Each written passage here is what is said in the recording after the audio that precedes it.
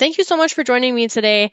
We are talking about managing manure in winter, and is managing manure in winter really different than managing manure in the spring or the summer or the fall? Probably not.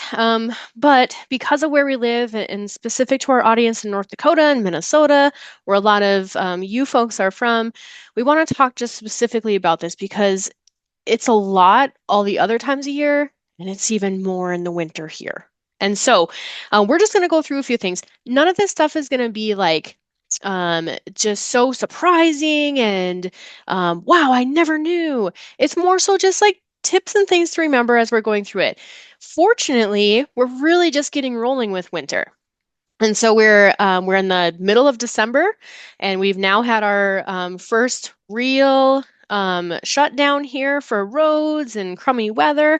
And so we made it a long time. We had a really great fall, and we're excited about that.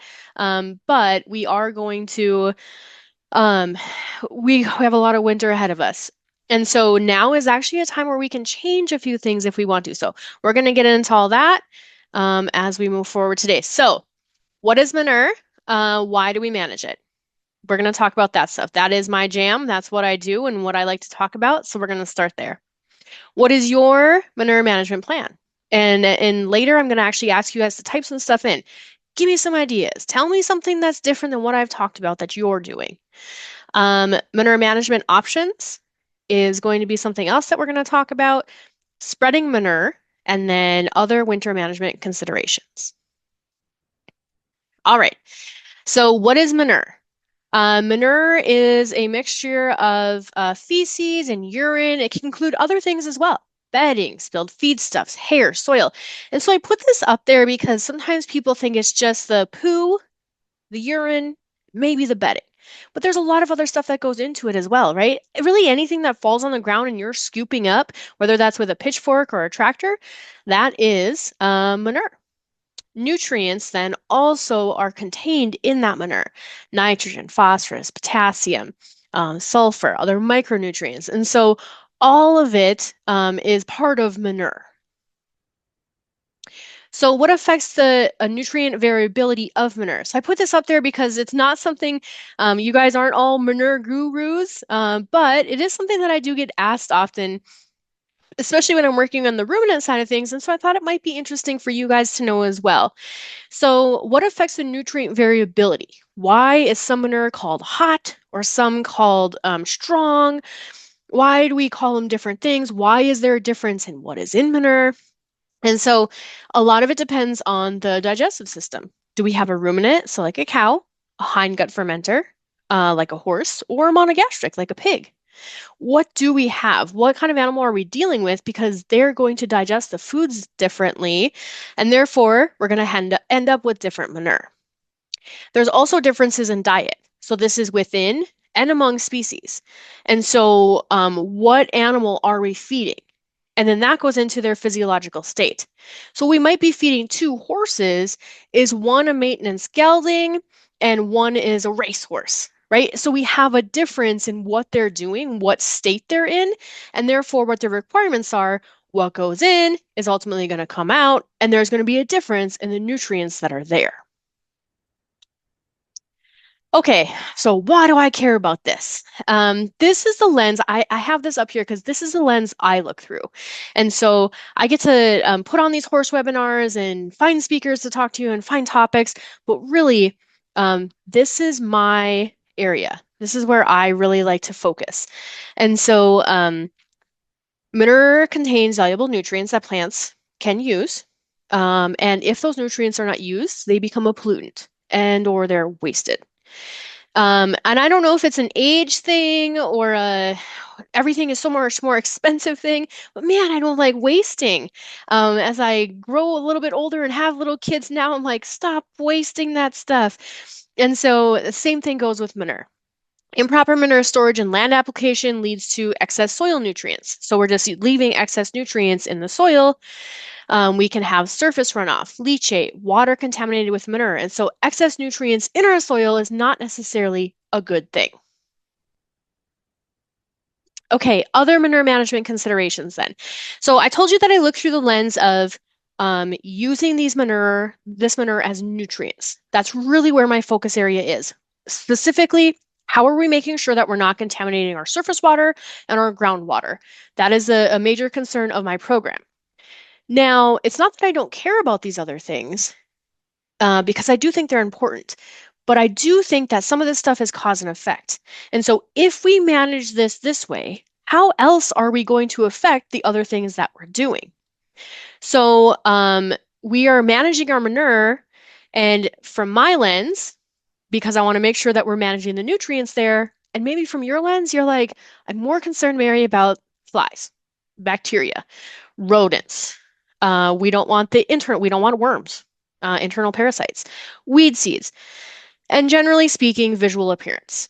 And so that might be the lens you're looking through, but just know that if you're managing it in the way and through my lens, we're also managing for these things through your lens. Okay, so as I was going through this last week and putting slides together, I thought, how can I care about managing our manure, in especially all year, but especially in the winter because it becomes tedious and a lot, and it piles up, and all of a sudden it's spring and everything's thawing out and running everywhere. Does the industry care? Like, besides you guys taking care of your horses and doing the stuff, does the industry care? And so I started searching around, just general searches, um, winter manure management. Who cares about this stuff? And so I thought this was a cool quote. I took it off the horse.com. It says, over winter months, all right? So managing our manure over winter months helps protect groundwater, surface water pollution. That's my lens right there. I was so happy to see that. I highlighted that. And then today, as I was getting ready to go through, I thought, but there's also your guys' lens as well. And so you can see on here then that we talk about minimizing parasite load, reducing flies and odors. All right. And so again, if we're managing it for one way, we're probably affecting the other things too. So in North Dakota, there are stacking and stockpiling guidelines. There are these guidelines, sometimes called rules or regulations, in every state. These ones that I'm presenting today are specific to North Dakota, but generally speaking, they're going to be similar in your state. And so if you're like, well, I have no clue where to even start looking for these, Mary, in my state. Cool. Send me a note. Let me know where you're from, and I can get you in contact with a manure person in your state because I know a lot of them. So generally speaking, for North Dakota, short-term manure stockpiles and permanent manure stockpiles. So stacking and stocking, kind of the same thing. Some states call it manure stacking, and some states call it manure stockpiling. So here we call it stockpiles, and so short-term stockpiles in North Dakota may not be stockpiled for more than 9 months at a time, and the same location cannot be used from year to year. All right. And then we go over to a permanent manure stockpile. So we want something that we don't have to be moving around and worrying about if we're contaminating or not contaminating or how many months it's been. And so then we're going to go over to a permanent manure stockpile. And so the permanent manure stockpile is going to be manure that's stockpiled for more than 9 months. It's a permanent location, so you don't have to move it. But also it involves some soil investigation and regulatory oversight. This is not a bad thing. It's just an extra step. And so I encourage folks that if you're going to store manure for longer than 9 months, let's go ahead and just think about doing some soil investigation. Okay, stockpiling, site selection. So the next couple of slides, we're really going to hammer home this site selection thing for pretty much everything we do. Okay, so when we're looking for a stockpiling area, whether it's permanent or short-term, we're going loamy or clay soils is really what we're looking for. So sandy soils, rapid permeability, right? It's going through.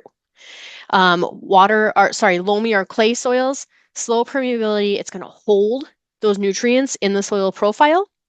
And then something else to consider when we're looking at site selection is the depth to groundwater and the location of the surface water that we have. So manure stockpiles, and again, while this is North Dakota rules, really is going to apply to wherever you're at. In general, may not be located in gravel pits, excavation areas, along streams, along lakes, within a floodplain. Now, this is going to vary state to state. 50 feet from a private water supply well or 100 feet from a public water supply well. So I put this big highlighted part on the bottom because it does not matter if we're talking manure, composting, mortality, dry lots, or sacrifice areas. Whatever we're doing for that, site selection is so important. If we're going to be managing nutrients there or managing the breakdown of nutrients there, we want to make sure we're on proper area to do that so we're not causing contamination. Okay, so production. Michigan State University put these awesome numbers together for us, and so I just want to share with you. I know you would probably tell me our horse poos a lot. All right, so we have some numbers behind that, and then we'll just look at those quick here. So a 1,000-pound horse creates 50 pounds of manure and urine per day.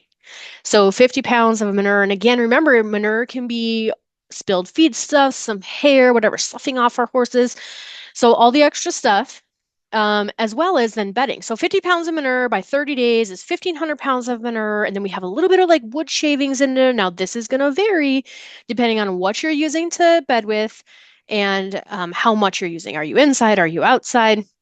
And so we'll talk about bedding next. But for generally speaking, they calculated a 1 pound of manure is going to have 0.3 pounds of wood shavings if the horse is stalled.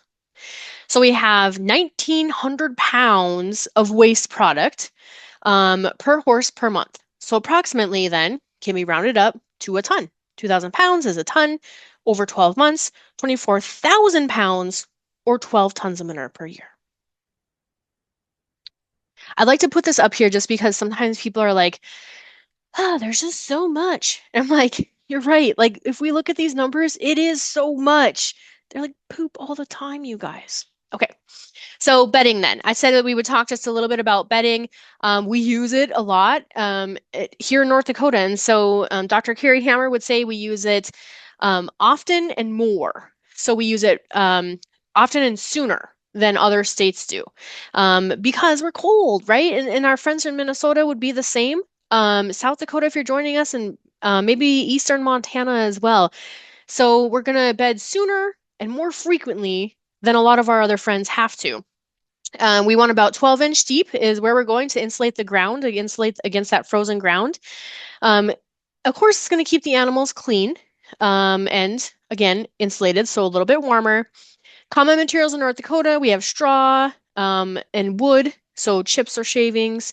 And then again, are we inside? Are we outside? How often do we have to change that? And what does that look like? All of those things are going to then change the total amount of manure that we're going to have to deal with in the end. All right. So the biggest thing here then is we're managing manure in the winter for the spring. And so I know you might be thinking, you just told us that we literally just had like our first big cold shut down the state event, and you want us to think about spring? We have like 4 or 5 months of this to go. Okay, but I do, because everything that you're doing now is going to affect how you have to do things in the spring. So here's the thing. I want you to assess, turn, clear, and plan. And this last one is going to be really hard. You're like, is she crazy? No, I really want you to look at these. So assess where manure is currently being stored and if it needs to be moved now before the spring thaw and overland flooding occurs. Okay, turn the snow bedding pile. We'll talk about that. Clear what you can now to keep your dry lot in better condition for the spring. And then plan for next year. So as I was going through this, the plan for next year, I know that's a really hard one again to look at, but I like to look at it in the spring and like, okay, we made it through a winter. What went wrong? What can we do better next year? What went really good? What worked well? And then I make some notes in my notes section of my phone, and I actually do look at those. And so my favorite time to do this is take notes in like, April, May, when you've had just a chance to take a breath. And then in July, go back to those notes and say, okay, what fixes am I supposed to be making now? What windbreak was I supposed to repair? Well, when did that heater and that water quit working? We got to look at that. Okay. So I do this I have a notes section in my phone. I go to it, I take notes. And now the latest thing that I've been doing is take a picture of whatever I'm looking at. Is there a snowdrift there? Is there something that's not working here? What didn't work here? Take a quick picture, attach that to your notes so that when you're going back through them, you can say, ah, I remember now. Okay. I said turn those manure snow piles. So some of them are just literally like bedding and snow mixed together, and some of them are actual manure piles. We want to make sure that we're turning them. Keep them heating. Let's break those down. Even if it is just snow, and some bedding, let's break them down anyways. Let's keep turning them a little bit when we can. Um, but the biggest reason I put this up here is because manure snow piles and safety. So I want us to consider as we're going through the season, you can see that there's a pole here giving light to or giving power to something over in this direction. And it's coming off of then probably a main road over here, over here somewhere. And so when this pile originally started, it looks like it was over here and we're like building, building, building. But what's hard to see is this arrow right here pointing to these lines going back to the road. So the farther we get into winter and management, the closer we're getting to these lines. And it's something that we know subconsciously is there, and sometimes we forget. And so maybe if we just move that snow pile away from that power line, we don't even have to think about it. We don't have to think about how high am I going? How close am I to that? Ooh, do we need to make a new pile? Just be really cognizant of that. Okay. All right, here we go. Manure and snow management areas. Okay, so this comes from the University of Minnesota. It's their photo. And this is, I've used this before. You've probably seen it if you've been on our webinars, is for the small farm planning. How do we plan for a small farm area, especially a smaller equine farm, small acres? Okay, so we have on here, we have a pretty good plan. We've got gates and water, we have shelter and dry lot. So this is going to be our sacrifice area, especially in the spring. Maybe during a drought. We have our pastures laid out here, again with gates that come back appropriately to the arena and to the barn. And we did all the things. And then I looked at it the other day and said, where is the manure and snow stacking areas in this plan? Okay, so one, the manure stacking area can be and should be different than your snow stacking area. And so we want manure and all those nutrients to be contained in that area that has been deemed appropriate with the ground for stacking manure. We want the snow to go elsewhere, right? Because the snow is going to melt and cause some water issues, and we don't want to have a bunch of extra water on our manure in the spring. And so we want that snow to go somewhere else. It's clean. We want that clean snow. If you're bringing it out clean and there's nothing else on it, there's no bedding, you're blowing the snow off or you're scooping the snow off, let's put that somewhere else where it can run and do its water thing. All right? Let's get it away from the manure. Okay, dry lots, sacrifice areas, exercise paddocks. Some of these are all the same. Some of them are called the same thing by all of you. And so the goal of these areas is to sacrifice a small part of a grazing or land resource to ensure the majority of your land has time to rest. Why am I talking about this right now? All right. The benefits: provides a place for extreme wet or drought, gives pastures much needed rest time. Key to good rotational grazing: provides an outdoor space for horses that have some metabolic issues. So again, we have this dry lot on this picture here. Super important to our operation. Becomes even more important when we go to these next slides about managing mud. So I said everything we're doing in the winter for manure management is because we have something to manage in the spring. So create a plan. This again is from the University of Minnesota. It's on their Managing Mud on Manure Farms page, and it says create a plan for piling snow. Again, they're looking at how are we keeping the water off these areas to keep them dry, to accommodate snow melt in the spring. So it might look like this for a while. This is our sacrifice area. Okay, so if we go back a couple slides to here, the area where that horse is standing, this is our sacrifice area. But you can see then, so you can see them here, nice pastures, green in the background.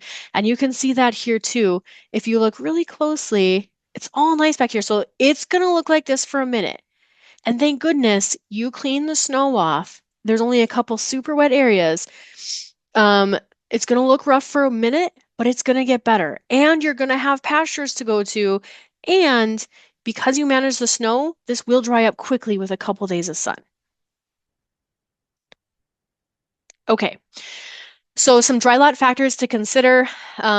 Again, You probably already have dry lot, you've done this before, but just something just to remind you, just some things to think about for spring.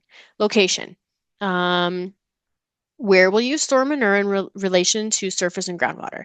So we have all the things on the plan that I showed you just a couple slides ago, but no actual specific area for manure storage.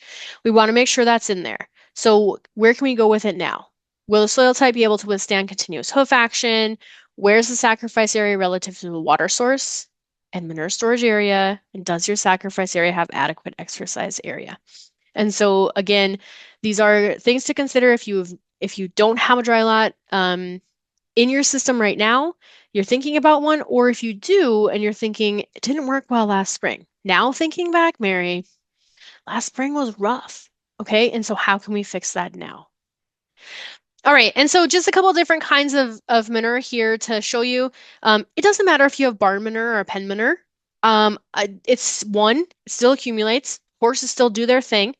Two, we still have to manage it. And so this is a super convenient system. You can see here, they just push this, flatten their pens right out, push that manure out the door. You can see oh, wrong screen. You can see a cute little pile over here. It's looking really good. And then all of a sudden there's a pile and it's looking really good. And that's nice to clean out. However, we still have to manage that pile. So are we going to then go out, scoop it, and to carry it away to a place? Are we going to leave it there because it's cold out and we're tired and it's late? And then the next day it's cold out and we're tired and it's late and then it's frozen. We don't have the equipment to move it. Sometimes if we plan ahead and do it right away, I know I sound like a broken record and it's kind of obnoxious, but if we just take care of it right away, it will be better in the spring. Okay, so manure storage management considerations. Will you compost the manure or will you spread it fresh? So what's going to happen in the spring? If you plan to spread the manure, will you do it or will you hire someone to do that for you? If you're going to hire someone, do you have the land to spread it on? And is your storage area large enough for that applicator's equipment? Where's the manure storage area relative to the dry lot? And if you think long term, how will you manage your manure storage area? So I asked the question about equipment because this is a lot of the equipment types that my North Dakota custom manure haulers use. They're big, truck mounted, or they're big and tractor pulled. Either way, the tractors are big, the spreaders are long, and it's hard for them to get in and out with this stuff. So when you call a custom manure hauler, hey, I'm a smaller operation. I have smaller pens. This is what you're going to deal with when you come. I think a skid steer would be best. Do you have that equipment? You can ask them those questions. They don't like to show up surprised. They would rather show up prepared. There's also at-home spreading options. So the second one on the list was if you're not going to hire somebody, are you going to spread it yourself? That's an option. You can spread it yourself. And so you can see that there's a handful of different sizes here of spreaders, and they can handle various loads, load sizes and stall sizes. And so this is another option too, just something to consider. Now, this is a new one. I've never had this on my slides before because I really struggle with taking manure to landfills because I really want you guys to use it. Like we oftentimes we are depleting the land of nutrients. Manure is a great nutrient, especially horse manure composts so nicely, and so we can use it really well. So I like to encourage you guys to compost it and put it back on those areas. However, maybe you don't have the time, maybe you don't have the equipment, maybe you're not into it, maybe it's not feasible for your operation. Okay. And so if that's the case, a lot of landfills will actually take livestock manure. There's a list of active active landfills in North Dakota. I listed it here. This is going to be hot linked in the PDF that you receive when you receive the follow-up email.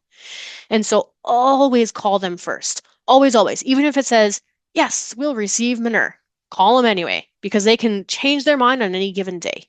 And so landfills is just something that, again, I don't love it as an option, but it is an option for you guys to use. Okay, we're going to go back to the benefits of composting manure then. If we're going to compost it, that was one of the first questions I asked you. Will you spread it raw or will you compost it?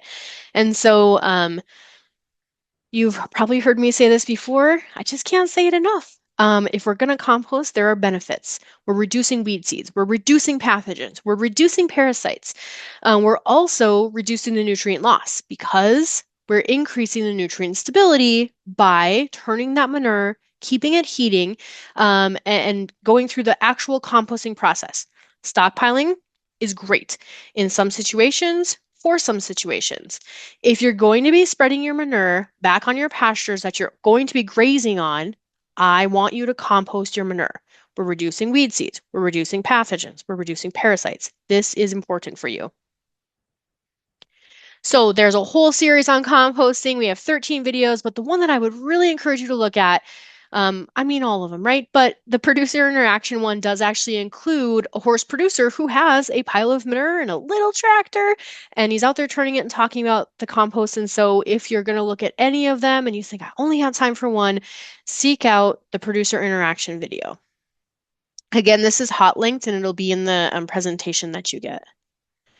Okay, so using Manure North Dakota, there's really no restrictions as far as when we can spread it. Again, this is North Dakota now, folks. You're going to have to talk to your manure people about your specific restrictions. There are states that have very specific on and off times. You can spread, you can't spread.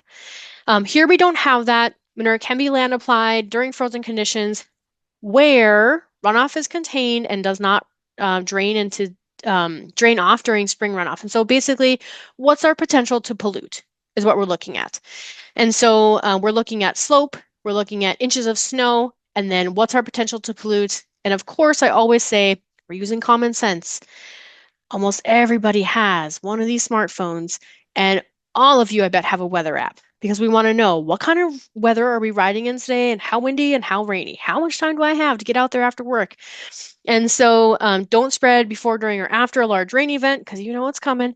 And don't spread where water quality will be compromised. And so that means don't be spreading on slopes where that rain then is going to potentially run that manure and the nutrients off into the water. Okay, so these are just going to be quick. Just a few other winter considerations.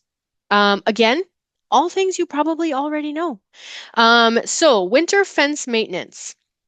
So we have the weight of snow and ice can break wires or even push posts down into the ground. It shortens the fence, snaps posts, snaps insulators. I mean, sometimes people say deer are the hardest on fences, but man, winter is rough. And so keeping fences visible, removing that snow that's next to the fence, really ensuring they're not trying to climb over. And so you can see this fence is getting kind of short. That actually looks like a waterer there. So the horse is like having to almost kneel to drink and also potentially can climb over. You can see here that we have a bit of a disaster there too. If anyone's horse is feeling a little crazy, they could just walk right out. And that, depending on how hard or not the snow is, that could be a mess as well. So just really cleaning out by those fences, especially right along the fence lines to make sure that we're just encouraging our animals to stay where they're supposed to be. Electric fences require extra maintenance in the winter, especially if you're using some kind of solar. They don't hold charge well here. It gets cold and the days are short and it's not always sunny out. And so they work super well in the summer, but something that we might have a little bit of extra trouble with in the winter. And so if we're going to have some kind of electric fence, let's try to plug that in. And then again, still making sure that we're not having any shorts or that our horse is feeling that, um, uh, especially if we have them blanketed. Waters or something else. We all know the mess that waters can bring. Checking them daily. So we're checking them daily no matter what. If you're not home, have somebody else check them for you. Heat tape, tank heaters, and protect it from prevailing winds. And so nobody wants to walk out and see this kind of disaster. Also, just checking that footing. I'm seeing here like there's kind of a lot of ice around this. And again, if your animals are used to that, maybe it looks bad in a picture and it looks fine when you're there. And so just really knowing what you have is a good thing. Windbreak variations. So windbreak, this is an easy way. You can see there's some bales that are being used here, little shelters, actual windbreaks. These are freestanding windbreak panels, a couple different variations there. Windbreaks are everywhere if you look around. There's all kinds of different variations of them, and everyone swears theirs are the best. And so just find that one that works for your operation and use them. They can really help your animals. Okay, and then I put this in here, and I know it's like really, but I did have it in before the winter storm came, just in case anyone's wondering. So, prepping for winter storms, again, we're technically still in fall. And so I just wanted to throw this in there just as a quick reminder. Make sure you have enough forage available. If you hear something coming again, we all have our smartphones, we all have our weather apps. We know days in advance if something is even potentially going to happen. Just even getting some forage out there, making sure that there's accessibility to some kind of feed if it's going to be a big storm and you're not going to be able to get out there. Having a safe path for you to get to the barn to feed, for you to get to your animals, having a generator with at least 3 days of fuel to run. Um, we've never used a generator so much as this past summer. And so that set me up well to remember. And yesterday I told my husband when he got home, we need to grab the generator. We need to make sure it's up here, ready to roll, so we don't run into anything. And so really just having that generator available, 3 days of fuel is a good rule of thumb to go off of, to help with heating systems, water pumps and waterers, keeping those heaters on in those waterers, and then for some lighting. I also put snacks on here, all right? And so if you're going out in some kind of storm, if you're feeling like, oh, I might end up staying in the barn longer, put a bottle of water and a bag of peanuts in your pocket, okay? This is not hard. Put something in that will sustain you. One bottle of water, one thing of peanuts does not take up that much space, to make sure that you can still function. If you end up out there for 12 hours and you only intended for one, now you have some energy to keep yourself going as well. Okay, and this is just another consideration. So I just wanted to throw this out there for disposal methods in North Dakota for mortalities. And so if something does happen to your horse in the winter and you end up needing to put them down, this is something else. We've done webinars on this. And so those will be linked. I can link those up in our resources section.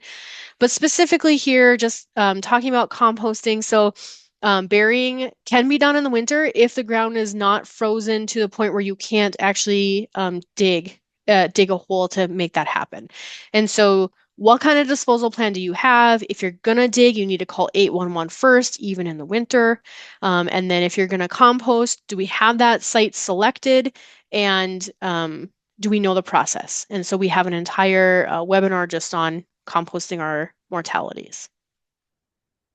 Okay, so as a quick review, manure contains valuable nutrients that plants can use. Again, this is my lens that I look through. If the nutrients are not used, they become a pollutant. The lens you're looking through is all the other things we talked about today. Flies, manure management as far as managing our dry lots and our sacrifice areas, water management. And so all of those things become important. What is your manure management plan? How are we doing this? Composting reduces weed seeds, pathogens, parasites, and the total volume of what you're actually going to have to deal with. The goal of managing snow and manure in the winter is to help with water management and nutrient management in the spring. And then just use common sense when you're spreading to avoid odor and pollution issues. All right, so you can always contact us with questions if we don't know the answer. We know a lot of other people and extension researchers, and so we can always pass that question along. Again, I said this would be in the resource section. So the NDSU Extension Horse Management webinars, the entire list of everything we've done from 2020 to now, it's all in this playlist here. And so you can scroll through those videos and find the one that you're looking for. And then I just threw in a couple other resources that I used today.